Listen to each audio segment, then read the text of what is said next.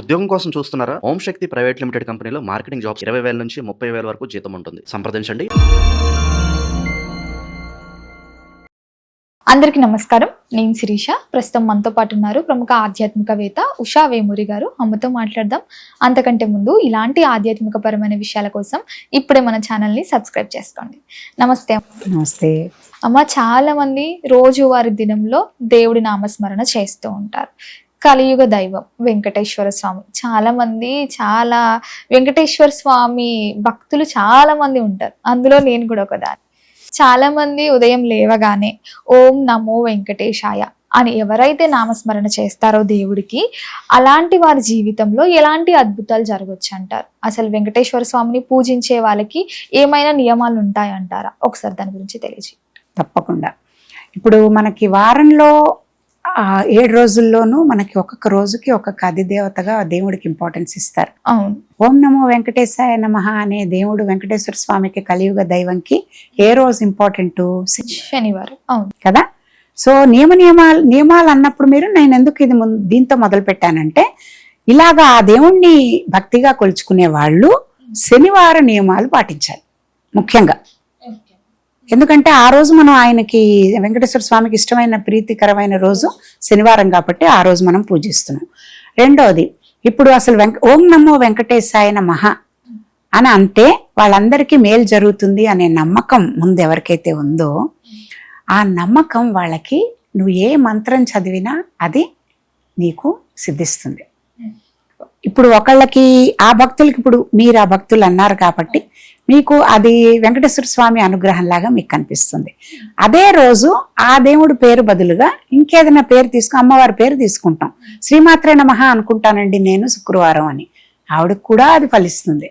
మంగళవారం హనుమంతుడికి అది కూడా అలాగే ఫలిస్తుంది. అక్కడ కావాల్సింది ఏంటి? మాటలు అక్షరాలు ఏమంటున్నామో అది కాదు, దాని వెనకున్న శక్తి, తర్వాత నిబద్ధత, వీళ్ళు ఫాలో అయ్యే ప్రొసీజర్లు, తర్వాత నమ్మకం, శ్రద్ధ, భక్తి, ఇవన్నీ ఎక్కడైతే ఉంటాయో. ఎందుకంటే చిన్న ఎగ్జాంపుల్ చెప్తాను, సిల్లీగా అనిపించినా కూడా. ఇప్పుడు మనం రోజు పొద్దున పని చేసుకుంటూ పూజకి ముందర పని చేసుకుంటూ ఇంత లోపల ఖాళీగా ఉండడం ఎందుకని చెప్పేసి టేప్ రికార్డర్, ఇప్పుడు ఫోనో నొక్కి ఓ లలితా సహస్రనామో, వెంకటేశ్వర స్వామి అష్టోత్తరమో ఏదో ఒకటి పెట్టుకుంటాం. శనివారం అయితే మనం వెంకటేశ్వర స్వామి, మన ఇష్టం ఏది కావాలంటే. మరి టేప్ రికార్డర్కి మోక్షం వచ్చిందా? కొన్ని కోట్ల సార్లు జపించి ఉంటుందిగా. అవును. మరి ఆలోచించారా ఎప్పుడైనా? లాజిక్ కదా. మరి అలాగే నేను ఇదివరకు టేప్ రికార్డర్స్ ఉన్నప్పుడు స్తోత్రాలు ఎంఎస్ సుబ్బలక్ష్మికి వచ్చి ఉంటుంది. ఆవిడ భక్తికి, ఆవిడ దీనికి, ఆవిడకి మరుజన్మ లేదు. ఆవిడ మొత్తం మోక్షం సంపాదించేసారు చేసేది ఇక్కడ చేసి. కానీ ఎంఎస్ సుబ్బలక్ష్మి గానం చేసిన స్తోత్రాలు పెట్టిన టేప్ రికార్డర్కి మోక్షం వచ్చిందా? లేదే. ఎందుకని? అది మనసుతో చేయటల్లా, మెషిన్ కాబట్టి రిపీటెడ్ గా, మెకానికల్ గా చేస్తుంది. మనుషులు కూడా రిచువలిస్టిక్ గా ఏం చేసినా ఫలితం రాదు, స్పిరిచువల్ గా చేయాలి. అదే నామకే వస్ చేస్తున్నాం అంటే చేయకూడదు. నోరు ఇలా అంటూ ఉంటుంది, పైన కళ్ళతో మనం ఏదో చూస్తూ దాని మీద మనసు పెట్టి చేత్తో సౌన్యాలు చేస్తూ, ఇట్లాంటివి కాదు భక్తి అంటే. భక్తి అంటే భగవంతుడికి నీకు డైరెక్ట్ కనెక్ట్. ఆ భక్తి ఎలా ఉండాలి? 5 నిమిషాలు అవ్వచ్చు, 2 నిమిషాలు అవ్వచ్చు, 1 నిమిషం అవ్వచ్చు. నీతో పాటు ఆ పూజ గదిలో ఎవరు ఉండకూడదు. పూజ గదిలో నువ్వు చేస్తున్నట్టయితే, లేకపోతే ఎక్కడైనా నువ్వు చేస్తుంటే నీలో నువ్వు ఉండాలి. నువ్వు తలుచుకున్నప్పుడు డైరెక్ట్ గా కనెక్ట్ అవ్వగలగాలి భగవంతుడితో. అంత నీకు కాన్సన్ట్రేషన్, అంత శ్రద్ధ, భక్తి, విశ్వాసం, వీటన్నిటితో గనక నువ్వు ఆ నామం చేసుకుంటే ఒక్కసారి చాలు. 100 నామాలు అక్కర్లేదు, ఒక్క నామం. ఇప్పుడు వాళ్ళందరూ ఏంటి, ఒకటే ఏదో ఇప్పుడు మనం మంత్రం తీసుకున్నారండి అని చెప్తారు. ఎంత ఉంటుంది ఆ మంత్రం? 5 అక్షరాలు, 6 అక్షరాలు, అంతకంటే ఉండదు. 11 అక్షరాలు మాక్సిమం ఇలా ఉంటాయి. 5 అక్షరాల నామం చేయడానికి ఎంతసేపు పడుతుంది? సెకండ్లు. ఆ నామం ఒకటే పట్టుకుని వాళ్ళు తరించిన వాళ్ళు బోడు మంది ఉన్నారు. ఎట్లా వస్తుంది అది? నమ్మకం. ఎవరు చెప్పారో వాళ్ళకి. దీనికి ఇంకొక ఎగ్జాంపుల్ డైరెక్ట్ కనెక్ట్ అవ్వాలంటే నేనేం చెప్తానంటే, ఇప్పుడు సచిన్ టెండూల్కర్, అందరికీ కూడా స్పోర్ట్స్ ఇవి అంటే ఈజీగా తెలుస్తుంది కాబట్టి చెప్తున్నాను. పుల్లెల గోపీచంద్, సచిన్ టెండూల్కర్. ఇప్పుడు గోపీచంద్ కోచ్గా ఉన్నప్పుడు కొన్ని 100 మందికి, 1000 మందికి ఆయన నేర్పించారు బ్యాడ్మింటన్.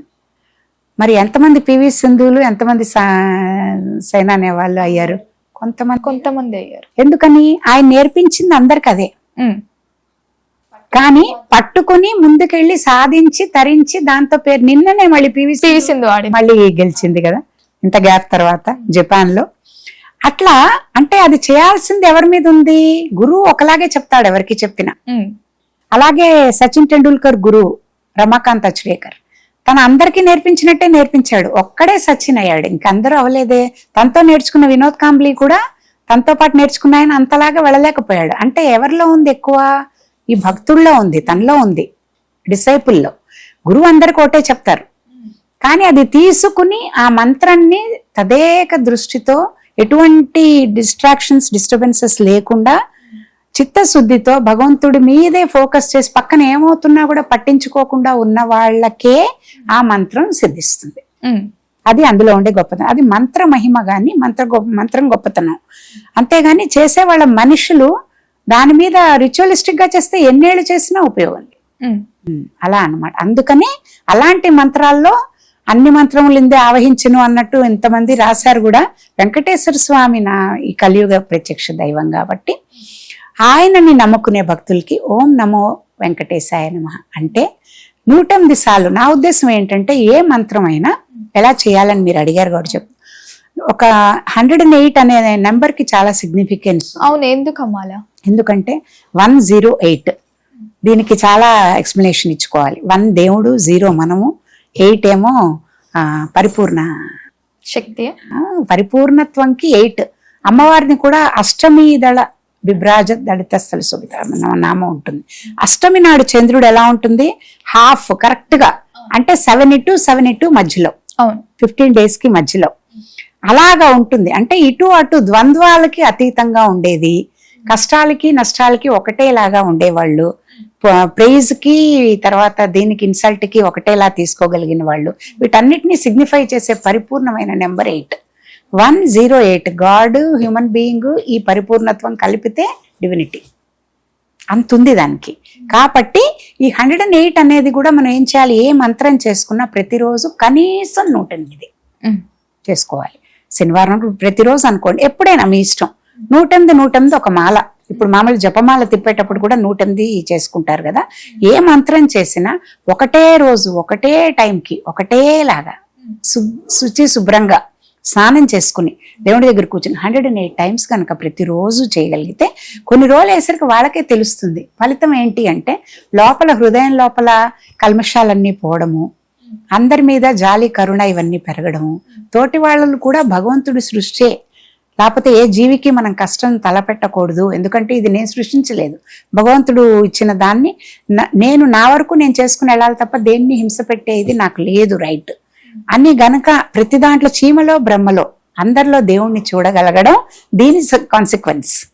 అంతవరకు ఆ జపం అలా చేస్తూనే ఉండాలి. అమ్మ, మొత్తం మీద మాకు తెలియని ఎన్నో మంచి విషయాలు తెలియజేసినందుకు దాన్ని ఊరికే టచ్ చేసాం మనం. ఎందుకంటే ఒక్కొక్కటి తీసుకుంటే ఒక్కొక్క రోజు మాట్లాడుకునే టాపిక్స్ కాబట్టి 108 ఎందుకు అంటే ఒక నెంబర్ చెప్పాలి కదా, దీనికి ఎందుకు అనే దానికి ఒకటే మనం అలా టచ్ చేసాం అనమాట. అందుకోసం ధన్యవాదాలు.